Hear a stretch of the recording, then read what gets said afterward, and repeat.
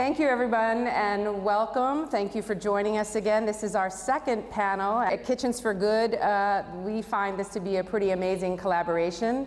This is our sixth panel, our second and final for this year, and today we're going to be talking about Behind Farm to Table, the labor of farming, where we'll really talk about all of the issues that farmers face and how those have sort of resulted in where we are, which is a declining number of farmers and the aging of our farmer population. And then we'll talk a little bit about how we might reverse some of those trends and how we can bring new people in. As a brief overview, and there's lots of opinion, lots of knowledge, lots of incredible people on the stage, but really we're going to talk for a minute about why local food matters, what it means for you, your health, the community, the environment, why we should care. And then we're going to spend quite a bit of time probably talking about some of the challenges. What are the challenges facing farmers? And how do they do what they do? And how does the food that you eat end up on your plate and what's involved? And then finally, ending on a high note, we'll talk a little bit about opportunities. Where are the opportunities to bring new people into farming, to raise awareness about farming in the eating community? So that's where we're going to go today, and we're going to kick it off. And I'm going to start with you, Eric, because I think you're a seasoned speaker. So tell me a little bit about your experience as a farmer and on the farm board, but why should the audience at large, the eating community, the student community, why should we be focused on our local farm communities? Well, I mean, right off the bat, the obvious thing is the local food, but I'll leave that to a lot of other people here who can talk about that, especially restaurateurs and people like that. But in San Diego, we're really lucky. So here we have the 8th largest urban population in the country, and we have a top 20 county in agriculture. You don't find that any place else in the United States. So we have that advantage here, and we're lucky, and we need to take full advantage of that. So it's not just about the food. I like to think that farms add a lot to the local environment and to the ambiance. And it's nice to know to sit a place, like we could be sitting right here in urban San Diego and know that in less than an hour's time, we could be out driving in farm country. You just don't find that in many other urban communities. So I think that's a real value. We've got to grasp that and appreciate that, the fact that we have those farms so close at hand. Mm-hmm. And look, maybe everyone knows this in the audience, maybe not watching on TV, but that we are the farmiest community in the United States. We have more farms per capita than anywhere else. And so this is something that people don't often think of when they think of San Diego. That's not the first thing. I'd love to hear from some others. Tell me a little bit, maybe some of our farmers, why is sort of the focus, or anyone quite frankly, about why are we focused on this? Why should we, be concerned about our local farm community? So in 2005, there was a book published called Collapse, and it talked about the rise and fall of civilizations. And one of the things that I thought was most important in that book is they talked about how civilizations would rise and fall just based on their success in being able to manage and keep their agriculture, be able to feed their people. And we've really taken agriculture for granted, and not really a bad reason. We got there accidentally. We got there because we were moving along so well, and because agriculture was doing so well, many of us were able to move for generations into other areas. We became doctors, we became scientists, we became lawyers, we became musicians, and all these wonderful things that are good things. But what happened in that is we also moved away from our agriculture as we really began to depend on a few to make sure that we had food to eat every day. And in fact, the statistic is that it's 1% of the population that now feeds 100% of the population. Thank you for raising actually that fact, and that's a trend. 100 years ago, farming looked like most professions where, first of all, at one point it was as high as 75% of the population, and also, the age of the people doing the work was in the sort of 30 to 50 range, like most jobs. And now what we have is two trends sort of intersecting. One is that 1% of the population grows the food for the 99%, and also that, the median age now is 58. So we have some pretty dangerous trends that we have to work on, trying to reverse. And I was thinking about the book that you said earlier. One of my favorite quotes is the one, and I'm going to paraphrase it poorly, but the civilization that destroys its soil destroys itself. This is what we're talking about, and that's absolutely true. And I appreciate you bringing that point. It looked like you wanted to say something, Nicolina. To piggyback on what Luana was saying, and you, Michelle, 100%. We as a society have the luxury of not having to produce our own food to feed our own family. I mean, that is an absolute luxury. there are, countries where if mom and dad or son or daughter aren't planting and caring for the fields, no one's going to eat. And I think that as a society, because we've become so removed from production agriculture, we do take things for granted. You can get on your phone right now and Amazon Prime your groceries to have at your doorstep tomorrow morning. And you don't think about the 72-year-old or the 34-year-old that is waking up at the crack of dawn to care for that land, to produce that product, to eventually make its way through the chain of system to end up on your doorstep. And I think as a society, we are further removed, and I'm so grateful to see all of you here who have an invested interest in your food and making sure that our community agriculture is thriving and that our national agriculture is thriving. But we're missing a really valuable opportunity, and that is we have school-age children going to school from 8 or 9 a.m. until 3 p.m. every day. And while they are learning all sorts of incredible and very important things, one crucial subject matter is barely being scratched, and that is agriculture. And I was talking with my good friend Teresa Bolton, wherever she is, we were talking about the STEM movement and how incredible STEM is and how agriculture fits into every aspect of STEM. It is science and technology. You better believe that there are students at Cal Poly San Luis Obispo studying agriculture engineering right now, trying to figure out how we more productively grow the food to feed our nation and the world. And so it is my soapbox, it is my life passion. I am so dedicated to finding ways to make sure that we start at a younger age. Our youth need to be thinking about the food that they eat and how it gets to their plate, whether they're going to be in production agriculture or not. That awareness needs to be raised. And I think that's a vital aspect so our culture does not collapse. And remember that, what we're talking about is connecting people, the 99% who aren't necessarily connected. But this also relates to future farming and the future of our food source, but it also relates to nutrition and health, right? The more connected people are to their food source, the better choices they're making. Sort of our diet now and what we eat and don't eat, vegetables and fruit kind of at the bottom of the pile, we're not really living up to it. And I think that has a lot to do with sort of maybe an urban, rural, or just overall disconnect from where food comes from, how it's grown. I mean, sort of lots of educational programs. The minute a child who otherwise wouldn't eat a certain vegetable gets the opportunity to grow it, plant it, harvest it, cook with it, suddenly the world changes. And what that means for the future of our country in terms of the sourcing of our food, but also, and the educating of our populace, but also the health of our population, I think really can't be overstated. So, Kat, I know you're also very passionate about sort of the issue of why support local. Tell me. I mean, at the very basic level, if any of you are old enough in here to have watched Soylent Green, do we all want to end up eating little capsules? Amazon has to get that food somewhere before it drops it on your doorstep. But the other thing I think we have to be aware of is that we've got to increase maybe the status and the financial capability of farmers, because not too long ago, if you told your parents that you wanted to be a chef, they were going to be horrified. That was not where they were aiming. They wanted you to be a professional. Now it's sexy to be a chef. We need to make it sexy to be a farmer, and we need to make sure that whether it's changing our attitudes about how much we pay for the food we eat, we spend so much less in America on our food than any other culture throughout the world.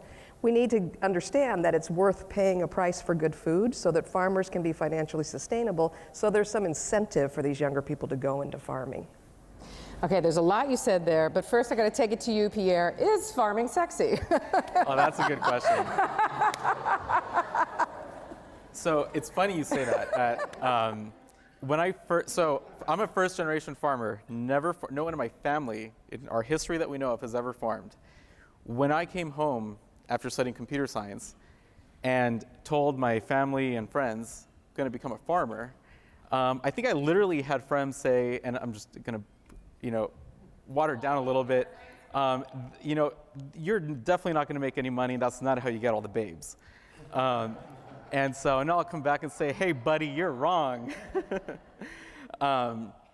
I think it definitely is today. And that's one thing that I actually love to advocate to youth, is that specifically in agriculture, it is probably the one frontier that has not evolved the same way other industries have in the relative speed and the technological explosion that we've seen.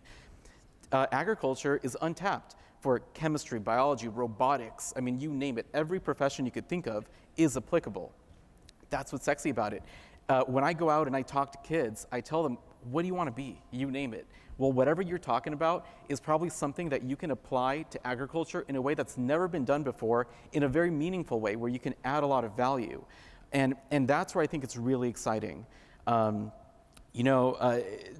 on the point of civilizations and as humans evolved, we started off as 100% hunter-gatherers and then eventually farmers, and that's when civilizations took off.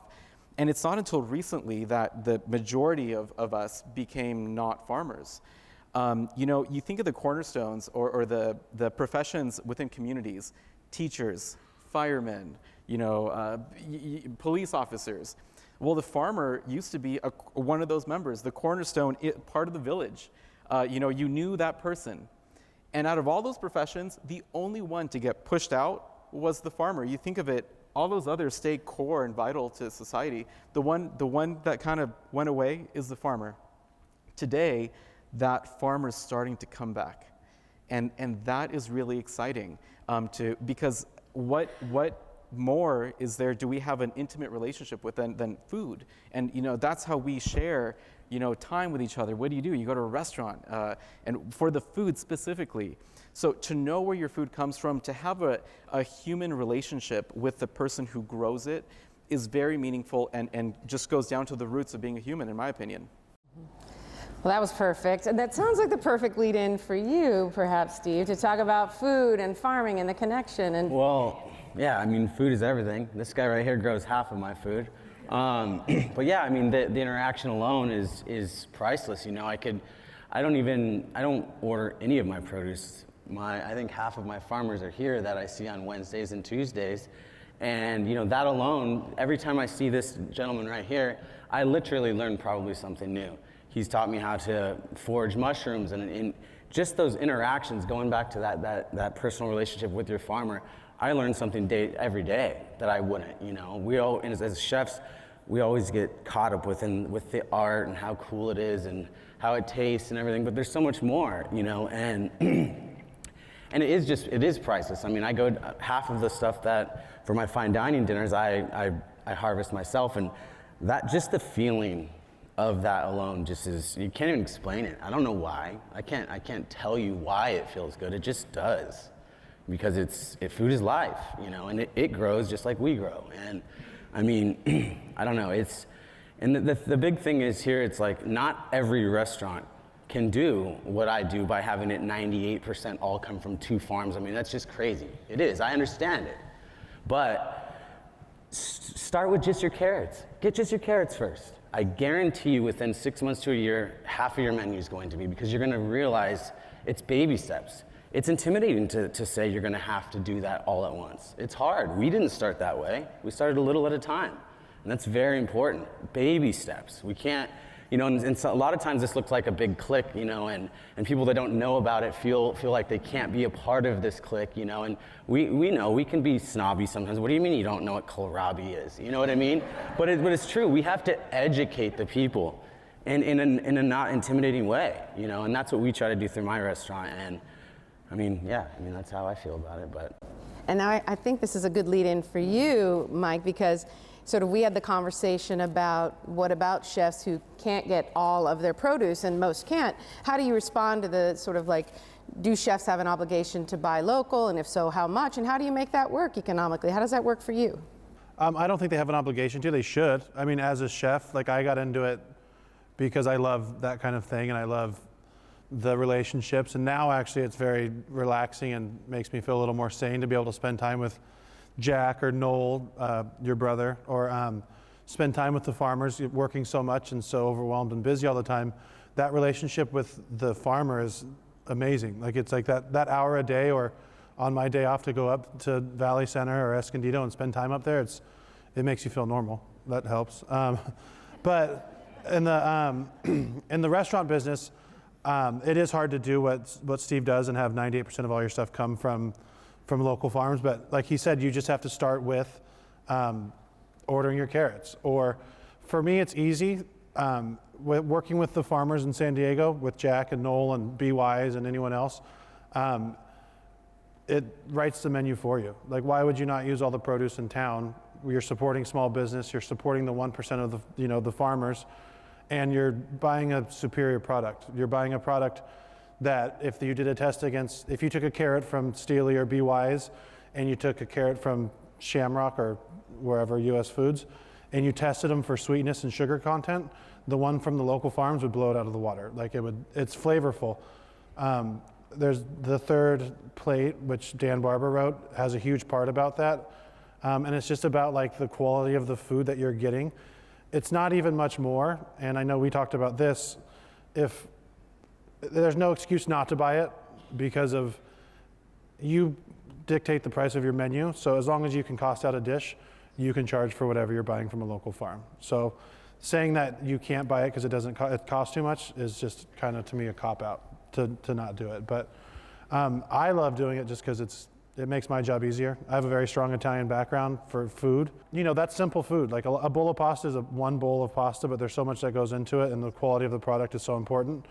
So for me, buying those products from around here that are a superior product make my job a lot easier because you let them speak for themselves. Before I end up with you, Keith, who's our academic on the panel who's taking notes, so I know there's something coming, because there's a couple things I want to put at you, but I want to ask if you wanted to add anything, Al, about sort of why, local farming, regional farming, why it matters in... Well, it takes a farmer to feed a village. I'm going to come at it from a different angle. I don't think you should have to pay high prices. We can produce produce cheaper in any place in the world sometimes. And other times it's high price, and you need to let us know that. We need you to be successful so we can be successful. You need to tell us, what do you want us to grow? What do you want farmers to grow? It doesn't do any good for me to grow 40 avocados if you want Hass avocados. Because I like 40 avocados. I grow some for myself, but the ones I sell are the Hass avocados. And then the other angle I want to bring to this, why should people buy local, is there's a large movement and frequently ballot initiatives that drive us crazy to preserve the farm. People want to vote us into perpetuity. That removes all the value from our farm, and all of a sudden we're upside down on our loans. We're preserving the farm as long as we're prosperous. So if we're producing the right product to sell to you and you're prosperous and you buy more product from me, then we'll protect that farm without any ballot initiative. So I'm coming at it from a different angle, and that is the land, protecting the land. We're talking about food and farmers, but we can't be farmers without the land. So a lot of people automatically think we would be in support of, just like ripping the value off that property and making it a farm forever. Well, maybe not, maybe so, maybe some people can afford to do that, maybe some people can't. But the best way to do that is for the farmer to be prosperous. And for that, and we need people like you with the farmers markets, and we need the chefs to tell the farmer, because Eric backed me up on this. How many times do we get a new farmer comes to Farm Bureau? What should I grow? Well, you get 20 farmers in the room, you're going to get 40 answers. And so we don't know what that answer is. There's over 200 crops in San Diego County, so you are fortunate, you chefs, because it's fairly easy. But the other thing that I hear from our side is farmers don't do a good job of delivering to local. We're good at delivering truckloads to Riverside, and then from Riverside it goes all over the world. But if I have to deliver a box to you, I don't know how to get that done. Right. It's getting better. It's getting a lot easier and a lot more convenient for sure. And that is why God made specialty produce. Yeah. That's the thing is actually we order a lot of produce from local farms, or like Steely delivers for a ton of different other farms up in Valley Center. Realistically, we're never going to buy yellow onions or russet potatoes from a local farm just because of it's kind of a commodity product. But any specific very forward vegetable in our dishes, if you guys don't have it, and like for example, if we don't have delicata squash from you guys this week or from Steely Farms or local farms, specialty produce always does have a farmer's market, something in the farmer's market cooler from a local farmer. Well, look, it's sort of local, regional, state. I mean, these are concentric circles, and I appreciate you giving that point. You know, as consumers who are conscious, we want to think like, what should we eat? Well, you're saying we'll grow what you want to eat. You know, and it's sort of like having this dialogue is where the magic happens. And now I'm going to take to the man furiously taking notes, because there's a couple of points that you started to hint on it a little bit, Al, which is like, how do we define? We who are in the 99% and probably the urban market. Who are we and how are we defining what farmers need and what their culture is and what the heritage is, possibly inaccurately, right? So I want to talk a little bit about sort of that fact, and also I know that you have a nice story and some research on the carbon footprint aspect that comes into local produce. So, well, there's a couple things. I mean, just listening to this response to your opening question, why should we value and respect farms in our region? And Eric gives us this beautiful perspective of, first of all, because it's there for us, it's part of our place, and it's a phenomenal thing to be able to have in proximity to the urban. But the other side of this is, we had better wake up now, because you used the word collapse, but it is clear that on the face of the planet right now, we're becoming an urban hive. We're now 54% urban, it's likely to be 70% before too long. And you would think that those doing development and undervaluing the rural would think that we can do everything in the city. There's a metrocentric bias that is systematically undervaluing the rural. So I'm coming at this from the academic perspective, right? I direct the Urban Studies and Planning program at UC San Diego. But one of the first things I did when I took this job was we started a bioregional center for sustainability science planning and design. And we're insisting that to be healthy as a metropolitan region, we need to be paying attention to urban-rural linkages. And so we need to begin thinking like a bioregion. And so we're building to support and to elevate the value, make the value known. Because I thought the point that you raised is very interesting, that if we're going to say preserve the land, what it does to markets and how it undervalues the land, we need to figure that out and how to value the land. So we're creating a bioregion, a healthy bioregion science gateway that's going to begin to map our regional assets and begin to look at that stuff. And I'll just end with this. There's some hope, I think, for getting out from underneath the metrocentric bias and the wake-up call that needs to happen. And that is the following. Our nation's premier research institution, the National Science Foundation, is beginning to say that we got to do research that's getting out of the silos. So wait for it. They're putting money, $71 million, out there for those of us that want to study the convergence of research, and they're funding what they call works that will look at the food, energy, water, security trilemma. Now that's a mouthful, it's fancy language, but what they're saying is we got to get busy looking at how we provide ourselves with food and water and energy. And the answer to that, I would say, is really at a bioregional scale. And that's where I'll end with that. There's a lot more we could say about it in terms of, well, let me end with this. Sorry, there's just one more thing. You warned them. For his students who are watching on Facebook right now. Well, I'm actually, this is on the test tomorrow. Yeah, this actually was on the test.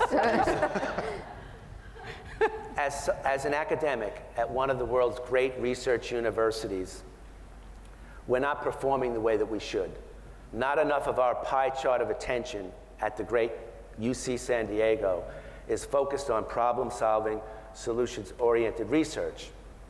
We need to have a rooted university transition in which more of the research is activated. The kind of work that you're doing, I think, is emblematic. You are the poster child is not the right word, but you are a champion of what it means to actually get the university and the science and technology activated in our own region, but also in the pedagogy and the institution of learning and the democratization of science and technology.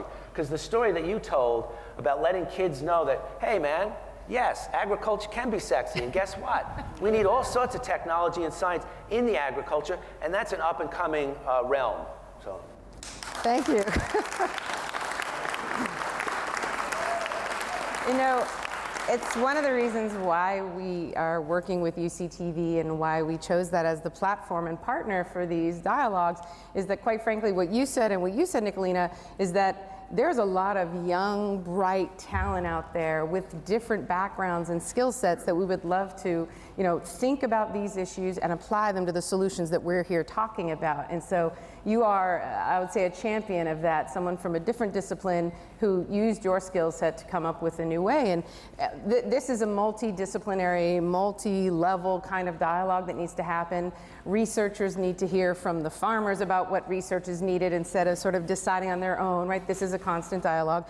And sort of then we talk about, you know, what's the best way to preserve farmland? Is it to preserve it as some sort of, you know, park in perpetuity, or is it to keep it profitable? And obviously, they're not easy answers, and the dialogue is where the magic happens. So I didn't know you two were on a rural-urban divide dialogue. I didn't know if there was anything you wanted to add. Yeah, I do want to put a plug in for an organization. We talked about this urban-rural roundtable that we were a part of years ago, and it eventually evolved into the San Diego Food System Alliance. Anybody who has not engaged with the San Diego Food System Alliance, please take a look at it, and it's this attempt to bring everything we've talked about. There is an organization in San Diego County that's attempting to bring the distributors, the consumers, the researchers, the farmers, all into one place at one time and have this consistent conversation, and doing some pretty exciting work, but it's very new, it's very fresh, and so if you want to be on the ground floor of something that's pretty exciting, take a look at the San Diego Food System Alliance. Thank you for mentioning the Food System Alliance. Actually, I had that in your bio slide, but they do have a conference coming up fairly soon that will teach a lot of this information to specifically new and beginning farmers, but also others who are interested in all this, sort of a 3-day, sort of more in-depth. And as well, they're also creating a database with a lot of information for young farmers or new or beginning farmers in our community. So thank you for pointing that out. That's an absolutely great group to get involved with, and they're very grassroots, and they are trying to build those kind of bridges. So thank you for saying that. Yep, all right, Keith. So I just want to tip my hat to say how fortunate we are to have the San Diego County Farm Bureau. Part of the effort to get the university more activated, we need access. So Eric turned us on to Noel Stephley's farm? Staley. Staley, Al's sorry. brother. Al's brother. Yes. Your brother's not even here, and he's more famous than you. He welcomed a group of students that wanted to research the reality behind those beautiful oranges that you grow, that in fact their carbon footprint is less than the oranges that were being brought in from Florida. So the students, he opened up the farm, and we had a wonderful experience there. It's a documentary that's on the web, and now we have empirical, I mean, we all know it makes sense, right? That naturally the organic farms locally, but we're able to get the empirical data to support that. And that was partly thanks to the network that you provide to the university to get students and faculty. So just yeah. So we're going to move forward a little bit out of the sort of why we should all be focused, and we'll talk for a bit about some of the challenges that farmers face.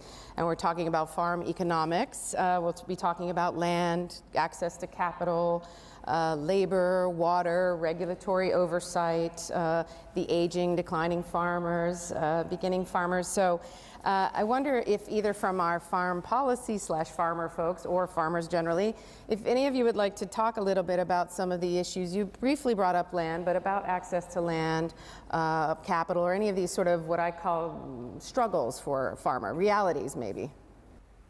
Oh. Yeah, you want? Yeah, sure. You got a couple days? Yeah, my wife quotes a former boss of hers, there's no challenges, only opportunities. That's the next category. We flip them Okay. and call them opportunities All later.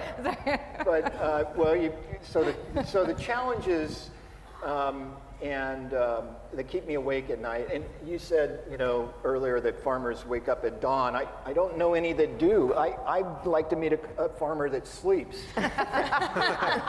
Good point. But our biggest problems right now is, to paraphrase Ronald Reagan, is we're the government and we're here to help you, is people that want to help us from Sacramento and Washington that have never, ever been to a farm like you have. And so some of our biggest challenges are bringing those legislators out to the farms, explaining that we value our labor force. We are not trying to kill them. We don't need any more regulations. We don't need to blow a whistle every 15 minutes to tell them how to drink the water. They're insulted by that, yet it's the law. So some of our biggest challenges are that farmers like me and Doug and my brother and Pierre, we're trying to do the best job we can. And my brother-in-law said at dinner one night, he says, I can't believe you are doing all these things to better yourself and your workers and comply with every law perfectly, yet you're still worried you're dropping something through the cracks. And the reason we're worried is because the penalties are so great. I guess one of the biggest challenges for us is compliance. I spend more time in my office than I do in the field, and that's obscene. That is really ridiculous. But that's the way farming is these days. A CDFA, California Department of Agriculture, official came into our winery one day, my wife happened to be there, and started reading us the Riot Act for some form we had not filled out, which we didn't even know about. And she says, how am I supposed to know about that? And he said, don't you have a compliance officer? Like, okay, so we're a small business just getting by, and yet we're supposed to hire a compliance officer. My next hire is not going to be my number 2 person. It's not going to be a foreman. It's not going to be a computer analyst. It's going to be a compliance person to replace 50% of what I do. So one of our biggest challenges is compliance. We need to look at the rules. And if I was dictator, every time we get a new law, 2 got to go away. 2 have to go away. Get Al wound up. I have to confess, I am a lawyer by training, and I tend to have a pro-regulatory stance. However, I must say that the myriad of laws and regulations from the federal to the state to the local to the county that oversee every small aspect of farming, I must say, is quite overwhelming. Well, don't get me wrong. I'm not against regulations. No, I'm against regulations that are put on us for no purpose. Look, what I see is a lot of overlap, a highly confusing system. I was thinking to myself, it was good that you had the franchise tax board. I mean, Luana and I were talking before the panel. If you want to go into farming, maybe you need to study regulatory processes. Or compliance. Like that's where you do spend a lot of your time.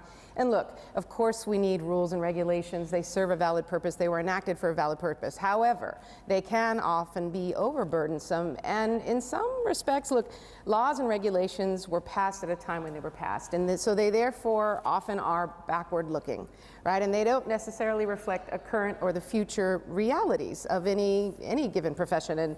And so, some of the things that we have locally, regionally, whether it's composting or disposal or water or pesticides, and you've got EPA. I tried to find a single flow chart that any farmer could potentially look at to decide which laws and regulations they might be subject to, and there is no such thing. You have to look at each one individually, and it's on and on and on. I mean, you could probably have, a doctorate of law and still be confused about the regulatory oversight. So I appreciate what you're saying, and I think there's definitely room for improvement there. It shouldn't be the thing that keeps people from farming profitably, and quite frankly, it shouldn't be counterproductive, which I think in many instances it is. So that's my 2 cents. Luana, please. Yeah, I'm trying to hold myself back on this. You know, when people get into farming, farmers get into farming because they love to farm.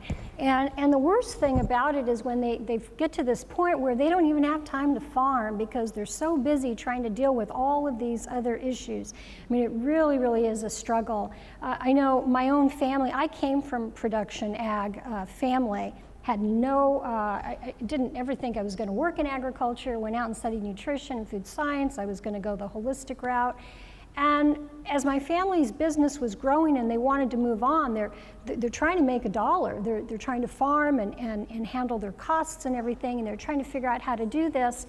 And so they said, you know, we've got to like streamline things. We've got to start doing things ourselves. We've got to cut out the middleman. We've got to learn how to do all of this stuff. So I got sucked into farming, and I have no regrets. I absolutely love it. But let me tell you how challenging it is. I mean, just one of the projects that we had done was to build farm worker housing, which is something that is so essentially important to our workforce. That was like a whole nother business. You had to be in the restaurant business, you had to be in the hoteling business, you had to be, you know, personal care, health, all of that. And all of that takes time and money and expertise, and that's a really important part, was a very important part of our farm. So I just share that to kind of just elaborate on what can happen, but real quickly, I'll talk about this. There was the California Ag Vision, which the concept came out of CDFA, California Department of Food and Ag, which I worked on for about 4 years. And the idea was to figure out a strategic plan on how we could save and grow California agriculture, because we know that it's unique, and we know that we grow over 400 different varieties of specialty crops, fruits and vegetables, nut trees. I mean, it goes on. Trying to figure out how we were going to do that. And the challenges, we've already talked about all the different challenges here, so I don't want to keep on going on that. But there's so much work going on trying to figure out how we can save agriculture, whether it's water costs, whether it's labor, whether it's regulatory streamlining. There are just so many. I'll stop there. Yeah, we can't spend all night on regulations, but I want to touch on one thing, if I may. please. Just to paint a picture a little bit, and to expand on a risk issue that you mentioned there, Al. You know, in basic business, risk-reward is a common sense thing. Higher risk should have a higher reward, and vice versa. Well, so let me paint this. I sell lettuce. Imagine if someone, God forbid, were to die who consumed that lettuce. Well, let's think about, now farmers have gone to jail. You know, they have that ultimate responsibility. But let's think of this. Along the food chain, the chain of custody, that lettuce has changed hands several times. How do you know that the person preparing the lettuce didn't have the raw chicken on the countertop and that salmonella got cross-contaminated, and, you know, they found those items in the kitchen, and all of a sudden that farmer is being investigated? The way that the law tends to come down is the organization along that custody chain with the least documentation is the one who ends up holding the bag. So if you're a Costco, if you're a big distributor, if you're the farmer, most of these big players are all very well positioned and organized, and they've got their ducks in a row. They have their compliance officers. If you're a small farmer who doesn't have the ability to have that level of sophistication in compliance documentation, you might have done everything right, but if it's not written, it never happened. And if you can't prove certain things, that risk is tremendous. And the risk is you go to jail. It's not something trivial. So there's a critical mass size for a small farmer where you can't just try to do it yourself and, get by. If something bad were to happen, you're not protected because you're not big enough. So there's this question, and we'll get to solutions, I'm sure, but there's this continuum of at what point can you be sizable enough as a small operation and still be considered small and still be in the community and all those things, but yet play like the big boys do in order to live in this world of high regulation and et cetera. I mean, I think this is common in a lot of industries, but it's particularly true here in farming, that most regulations are sort of built in a one-size-fits-all model, and that one size is not the small farmer without the compliance officer, it's the larger one. So that does make it hard for small businesses, and farming in particular, I think, has sort of a heavy burden. I want to shift gears for a minute, because I think we could, in fact, talk about regulations forever. But I think, look, that's one issue. That's clearly one. Compliance is an issue. But we also have the issues of land and access to land. Land is expensive, and in California, it's particularly expensive, right? We may be the #1 agricultural state, but we also have one of the highest sort of costs of land, and how that affects farming generally. And also, we happen to have some of the most expensive water within the state of California. How does that affect farming? And I wonder if you have some thoughts on that. We look at the pluses and minuses in farming in San Diego County. We've got the best weather. We can farm 12 months a year, and we've got 20+ million customers right in our backyard. I mean, right here. We don't have to go far to find customers. But you're right, you identified the challenges. The entry level on land is really, really challenging. The cost of water is a challenge. There's all these things that are challenges. But we see farmers who are successful every day. And the ones I see are the ones who figure out some place on a cutting edge. They're a little bit different than what everybody else is doing. And those are the people who are getting into the farming business and they're succeeding. Now, their advantage might be in some aspect of the marketplace. They may have figured out how to get their product directly to the restaurants or directly to the greengrocers. I don't know. It may be technology based. It may be in the variety they grow. It may be in the crop they grow. It may be in their irrigation technique. But you have to have something that sets you apart from everybody else, because you have to overcome the land and you have to overcome the water costs. You have to, or else you are destined to fail. And it hurts my heart at times. I hear people, they come to me and they say they want to become a farmer, and it sounds to me they want to reinvent the farm of the 1950s. They've got this romantic sense of going out and scratching the earth and growing some vegetables and selling them, but that's not enough anymore. It's just not enough. You've got to overcome those challenges. And the way you do it, on the water side, you just have to be very efficient with the water you use, and on the land side, again, back to the farmers I see who are entry-level, so many are saying, where can I buy some land? It's like, no, where can you lease some land? You know, try to learn how to do that. The other thing on the entry-level side is we got this large number of people now who want to get into agriculture. I shouldn't say large number, but we have a number of people who want to get into agriculture. It's really, really exciting, but they don't come from a traditional agricultural background, and they don't want to instantly go into farming. We'll set Pierre aside for a minute because he is an outlier in this story. But I mean, if I wanted to open up a restaurant, I'm not going to just say, I want to open up a restaurant because I like to eat and I like food. I'm going to go out and I'm going to work for somebody. And people do that every day, though. Yeah, and people do it. And they crash. And they crash. And farming's the same way. So my piece of advice is somebody wants to become a farmer, go work for a farmer. And learn it. And it might not be in San Diego County. You may have to go to Imperial Valley. You may have to go to the Salinas Valley, but you can always come back once you've got those skills and you know what you're doing, and learn on somebody else's dime. I want to lead to you, Nicolina, because I think you come from a traditional farm family, but what you've done is thought about, sort of new ways to market your product, and I think sort of you talked about that for a minute. It may not be new technology, maybe farming the same way, but now you have to find new markets. Like there are lots of ways to stay. Absolutely, and I wouldn't consider my family a traditional farm family. I mean, if I'm going to be completely transparent. My family, I would consider them gentlemen farmers, right? Farming never, until my personal family, never put the roof over our heads. But I grew up in Fallbrook and surrounded by agriculture, and through my involvement in 4-H and FFA, ended up getting a degree in agriculture business. And my husband and I said, hey, let's try to make agriculture be our bread and butter. Let's make this happen. And we started by working with my grandparents, who thankfully have a lot of acreage in the Duluth Valley, and we harvested and brought our products to farmers markets. That was an easy way for us to enter agribusiness by having not many barriers other than the regulatory barriers, but you got to check the boxes and meet. Gotta have that original stamp on that form when the ag inspector meet shows the nice market managers, and week in and week out, in addition to caring for the land during the week, bringing your items to market and creating relationships with the consumer to hopefully have them build a strong enough relationship where they see you every single week and they depend on you to feed their families.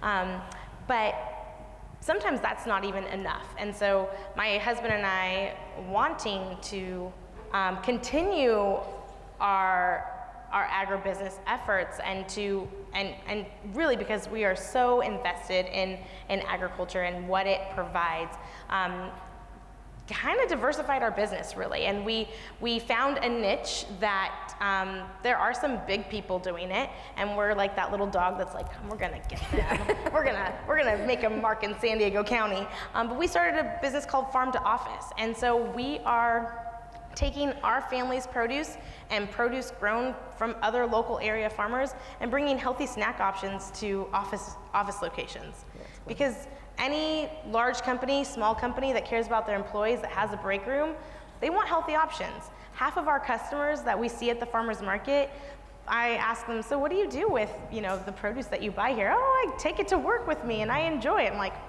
duh, Nicolina, that's a great idea. So we found this niche, and it's a slow grow, but one day I hope everybody in here is like, oh yeah, I've got a farm to office basket at my workplace and I love it. But I think as agriculturalists, as farmers, we have to always be thinking of finding, as Eric said, that niche that's going to separate us and allow us to continue to be fruitful in our endeavors.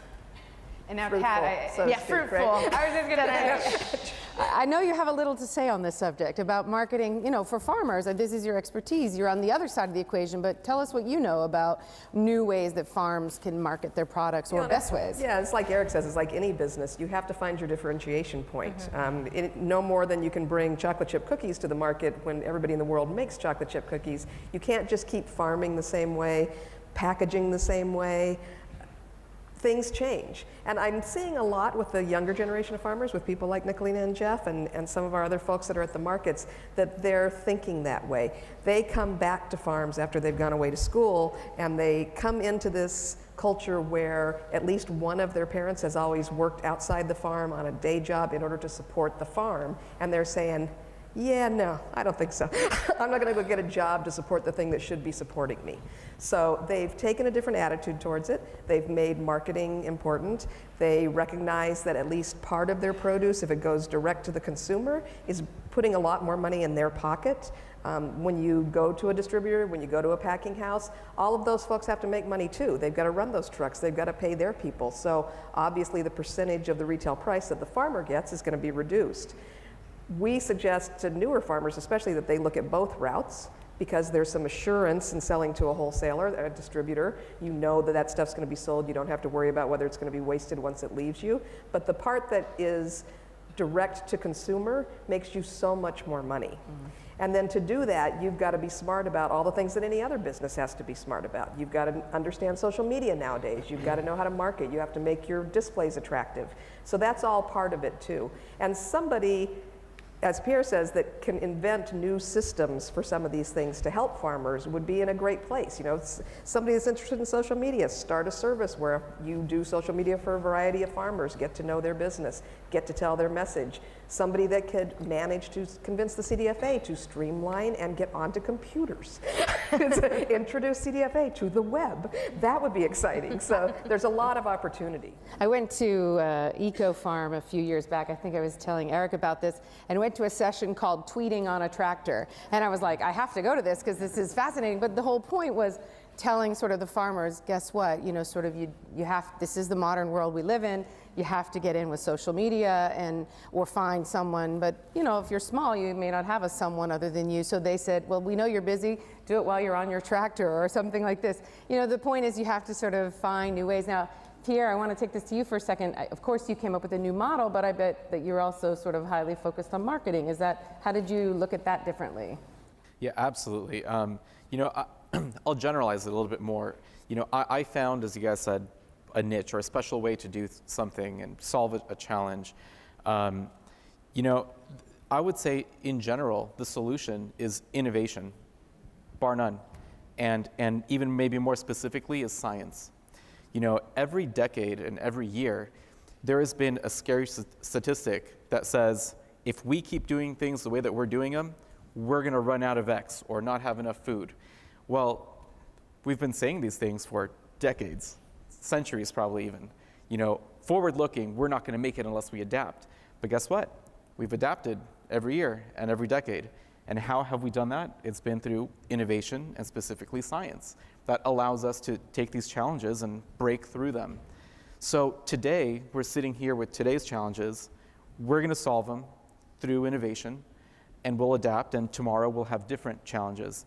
So I don't wanna, you know, make it specific to what I solved or what I did. It's a general, there are always gonna be challenges, which are opportunities, and it's how can you think outside of the box to solve those in a different way that someone isn't currently doing?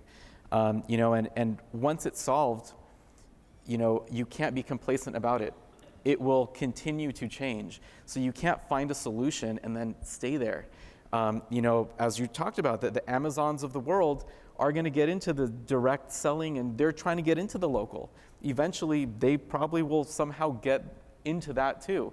And then that space will start to change and evolve as well, and we'll have to continue to evolve. So it's a continual innovation and push for outside of the boundaries. And part of it's keeping the consumers informed that the effect you have on farmers and on your local economy isn't the same when you buy food from Amazon. A huge percentage of the money that you spend at a farmer's market stays in this community. It goes to the farmers, it goes to the people the farmers hire, it goes to the jam seller across the aisle that the farmer buys from. So it makes a huge difference to do conscious consumption and to buy not only local, but buy direct as often as possible. Keith, I imagine, since we were having this conversation about innovation and technology and science, and a couple of those words are in your organization at the university, I imagine you might have some thoughts on that. So I am a big fan of science, and I think it's very true what you're saying, that a lot of the resolution will come out of science and technology, but on some level there's an order of magnitude issue in which certain buffers are being exceeded in a way that might be problematic. For instance, I just read a horrifying statistic that we all know about the rising level of carbon dioxide in the atmosphere, right? It's at over 400 parts per million. If it gets over 800 to 1,000, which is expected to happen, that we're going to experience a cognitive deficit of 21%. That level of carbon in the atmosphere is going to make us stupid. So there's a little bit of a race against time. Wait, has it started? I think I know some. Wait, what were you talking about? But I would like to sort of suggest another way of thinking about what we can do with the science now. I think the farming community is providing tremendous value that is currently not recognized or quantified in ways that should be remunerated. So for instance, the backcountry and the farm, there's all sorts of things going on with carbon sequestration as a result of the biota, for instance. There's actually water preservation in some respects through regenerative agriculture. And when you begin to turn food waste into soil and you're intentional about getting half-inch of compost out in the working landscapes where there's, you know, cattle range, that's actually going to preserve our aquifers.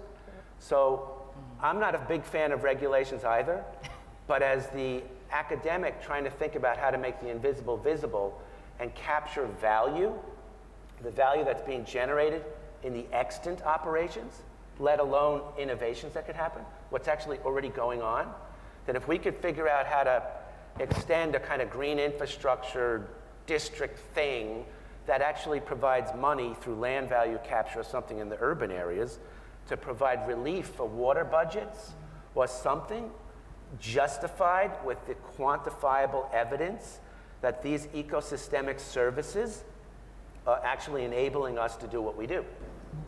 But I was thinking about what you said. I mean, I think on the one hand, we can't just look back and let's farm like we were in the 1800s and romanticize that. And also, you were talking about sort of how we bring technology in. But I think it is a balance. As you said, look, some traditional farm practices are very good, and you've mentioned a few of them, when we talk about, what kind of inputs and how much input are we using, both from an economic perspective, but also from a soil growing perspective. Are we maximizing the organic content in the soil? And a lot of that would have to do with regulations as dealing with compost and so forth. But are we, we can farm in a way that, instead of being a carbon emitter, can be a carbon sequesterer. And I think so this is a little bit, some old and some new. It's sort of finding the, sort of a perfect storm where these things come together, and we can farm in a way that will address some of the environmental concerns, water concerns, and so forth. So I think it's neither, too romantic a vision of the past and nor a 100% technological advance, but probably some combination of both. So I appreciate what you said, and thanks for sort of bringing that back. Now, we've forgotten about our chefs for a bit here, and I wonder if we do have a question from our audience. This is a little bit off subject, but we're going to bring it down here. And so let's talk for you for a second. One of the people would like to hear, sort of how would you like to see sort of farm-to-table dining in San Diego evolve, emerge, anything in that sort of the sphere? How do you feel about it? And also from the farmers as well, sort of. Well, farm-to-table, I mean, first of all, I don't even like to use that term because it's just been it's turned into another marketing thing. I just think everybody should just get your produce from your farmers as much as you possibly can. I mean, it's not, people, again, back to technology, with my cell phone, I'm on that thing on Instagram all day long. It's part of what I have to do. We have to adapt as chefs. I'm on it constantly. I have a couple followers, and I'm at the farm all day long.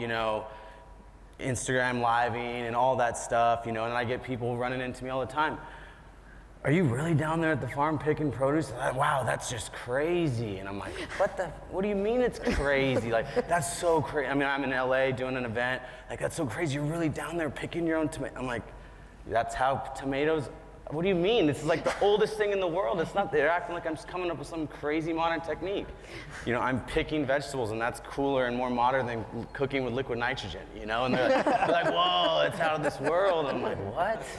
And I mean, I know that doesn't answer the question exactly, but it's just, I mean, I don't know. It's just normal. We're not doing anything special, and I think it's just get closer to your farm. Perfect answer. I want to say something about farm to table. Okay, so the farm to table phrase drives us crazy at the Farm Bureau. Okay. And Eric, no, I mean, at our board meetings, it's come up. Our board wants to have a special committee to call out the chefs and restaurants that are abusing it, and that's not our job. It's not our job. So we don't know what to do with that, because as farmers, no matter where we go, we know you're lying.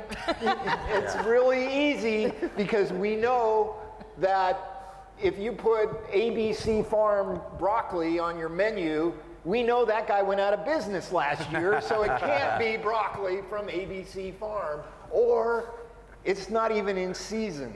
So that peach salad in February, not so much. So we applaud people like you guys that are truly doing it, and I don't know, and Trish is here, she does it. I don't know how, from our side of the community, we can promote that.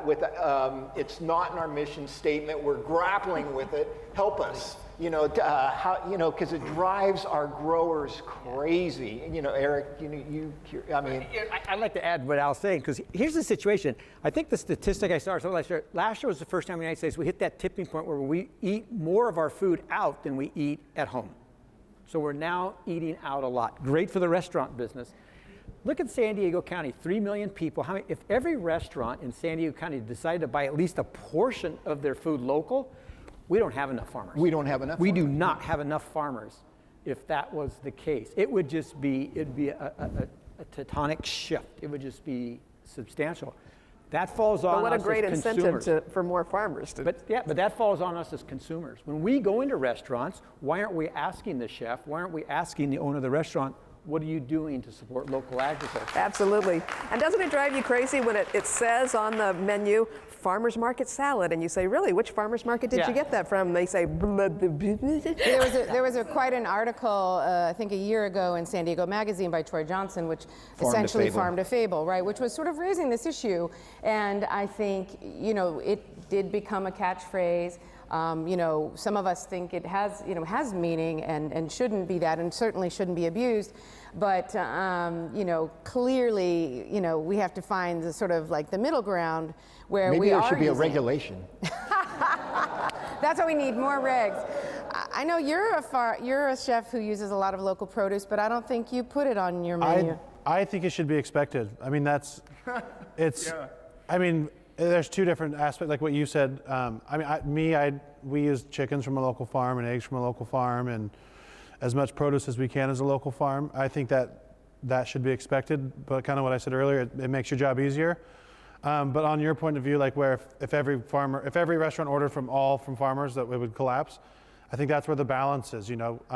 We can't order onions and potatoes or simple, more generic vegetables from farms, but that's a balance. Like, order as much stuff as you can, and then whatever you can't, then you get from your produce companies. Or thank God our produce companies sell a ton they support so many local farms themselves. So it's a balance of what you get from them and what you get from that's not from a local farm or from somewhere else. But I think we don't put it on our menus, but if you're going out somewhere to pay good money for food, I think you should expect to get good products.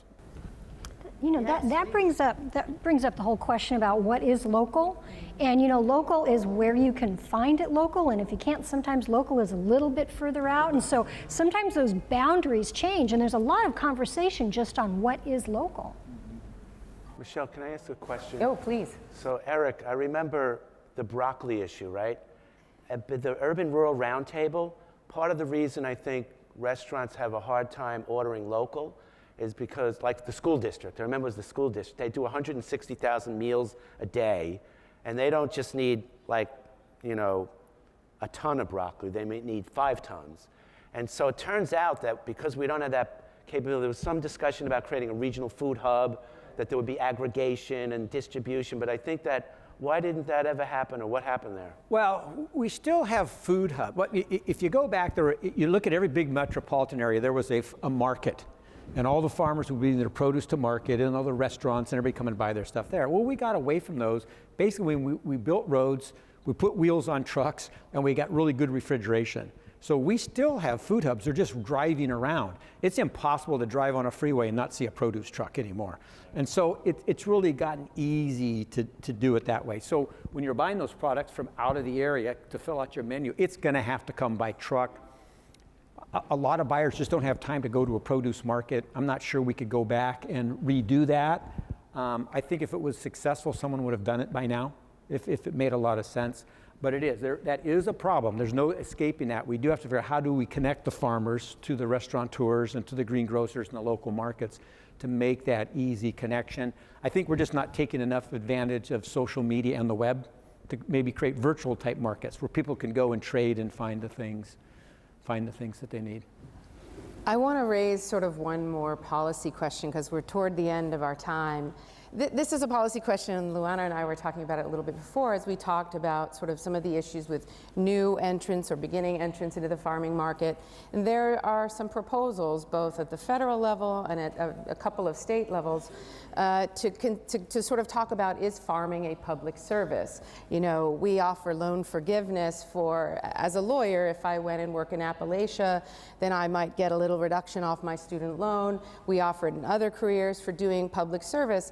So the broad question is farming a public service? We all have to eat. Is it then some farming or all farming or some farming?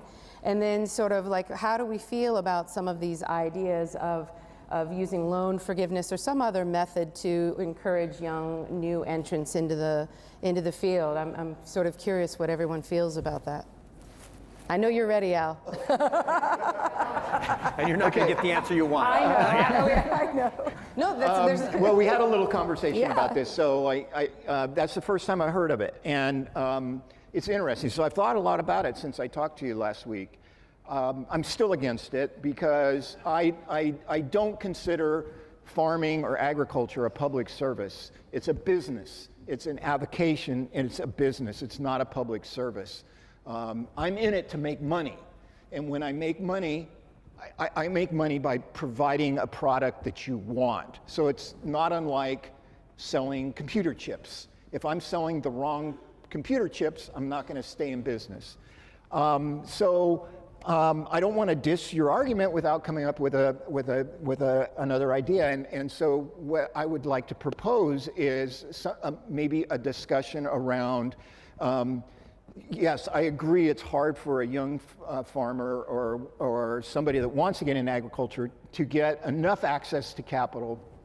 Capital's out there, and the interest rates are they're a lot better than when I started.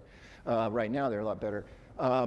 But maybe we need to be educating farmers in my generation on how to transition our farm to our employees and children. Succession planning, we do talk about that, but I personally would not have a problem selling my business to maybe even a coalition or 2 or 3 of my employees that came to me and say, hey, we want to buy you out. And I would not need a down payment because I know them. So there's an interesting, possibly a way, and it piggybacks what Eric said. If you want to be a farmer, go work for a farmer. So I would say, maybe, I don't say.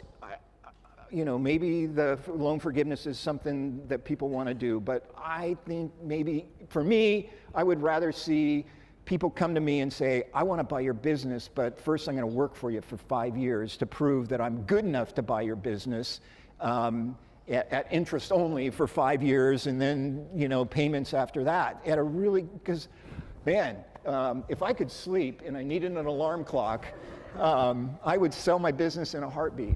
So. Well, I think I think what you're suggesting is beautiful and brilliant, sort of an alternative financing opportunity that you would provide, sort of how wide scale and whether everyone else could afford to do that, it's unclear. And I want to say that the proposal idea, it's not mine. Yeah. I know. I'm sorry. No, but I read about it, it had an odd sort of broad-based group supporting it, from the Young Farmers Coalition to Civil Eats to Food Tank, sort of people from different sides of the equation. And I was just curious sort of, how we all collectively think about whether it is a public service, and whether, again, I think what you've suggested is right. I would say to you about, you say you're in a business, it is a for-profit business, but as a lawyer, right, if I choose to work in one job where I'm, going to make a little more money, then I'm not eligible. If I choose this one that's deemed a public service because I'm offering something to the community, then I am eligible. So the question is, if not all farming, then is there some kind of farming, carbon capture? I don't know, or one in which, you have somehow you're training the next generation. It's just an interesting question, and I'm not sure, what the right answer is, but yeah, there's please. some trickiness too about that, because if you start subsidizing certain farmers or doing 40 acres and a mule, or whatever you do, then those people are competing with farmers that are operating this as a business. We've got an organization in town that helps immigrants start farming, and it's a wonderful thing, but we have to be careful about not bringing them into farmers markets to compete with farmers who are paying for their land and paying for their water. It puts them at a disadvantage. The other thing about nonprofit things is that changes with the wind and the political climate. So if you're depending on nonprofit subsidies to farm, and the administration changes to one that doesn't support a farm bill, you're in a bad spot. I want to add something, because we've touched on it a little bit. You just mentioned carbon, and Keith brought it up, and Dr. Pujo Batra's out here has done some pretty exciting work here in San Diego County on this issue. And maybe if we let's not worry about the federal issues, stages, but let's just look local. So here we are as local communities working really hard to reduce our carbon footprints. but we've got all these farms. And I started out this night talking about we've got this really fortunate thing we have here. We've got farmers and we've got an urban population. We're not taking full advantage of that. And one of those ways we could do that, you look at all these carbon action plans that are being written by the cities and the counties, say, let's go plant more trees to sequester carbon. Well, guess what? Farmers have taken 1 million trees in San Diego County out of production in the last 12 years. Wouldn't it have made sense for the urban communities to help keep those trees in the ground?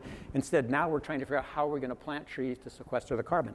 The communities have a real problem getting rid of their urban green waste and their organic waste, but the farmers could use the compost. The farmers just can't afford the transportation from the point of creating the compost and putting it to the farm. Well, maybe that's the part the urban community could play to help the farmers stay in business. So I don't think we need to subsidize it, but we need to figure out those partnerships and take advantage of each other. You've raised an excellent point, which is that the communication between sort of the urban and rural communities sort of needs to be a two-way street. And if we're actually trying to solve those problems, whether it's tree planting for sequestration or how to use organic matter, if we do it collectively and together, we'll come up with a solution where everybody wins and we'll still get to the same point. So I appreciate your comment in that regard. Look, we're about to yeah, please, go ahead. I just want to say this is such an interesting subject because it really opens up the whole idea about reimagining what agricultural opportunities can be for young upcoming farmers. And one of the examples I wanted to talk about is the growing trend of agri-hoods that are developed. Right now, I think there's over 200 of them throughout the country. And I'll give you just one example. There's one called the Cannery outside of Davis. And they have an interesting partnership with the Center for Land-Based Learning, and they take young people who are interested in agriculture and they teach them and they go through programs, and then they take a couple of those up-and-coming farmers and they give them opportunities. They're subsidized to then work the farm on this agri-hood, the Cannery in Davis, and they can start to build their business, and they support them until they can eventually get out on their own. It's a wonderful program to bring new farmers in, and I think that agri-hoods offer a wonderful connection for all of us to interface, partner, be creative about what agriculture can look like in the future instead of putting it in a box and limiting agriculture, because if you do that, you're going to kill the very thing that you want to save. Before, I want to go to you in a second, but tell us a little bit about the project that you're working on. We didn't quite get there in North County, which is what we're talking about now is, okay, if it isn't loan forgiveness or some other access, how can we, sort of revitalize conversations, the farming community or add to it or, reverse the trend against the declining farmer. So tell me about your project. So I'm currently working with a company called Integral Communities, and the concept is to bring one of these agri-hoods into North County in an area that really would create a bridge between the urban community and the farming community. And it would have a farm, a professionally run farm. It would have community gardens.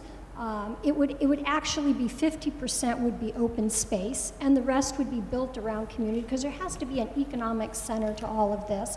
And it's an opportunity to help highlight the greater agriculture out there, a way to connect people, maybe bring in some of these young farmers who really want to not get their feet wet. And not only that, but to get people excited about agriculture at whatever level, whether it's the tech or science or whatever it is.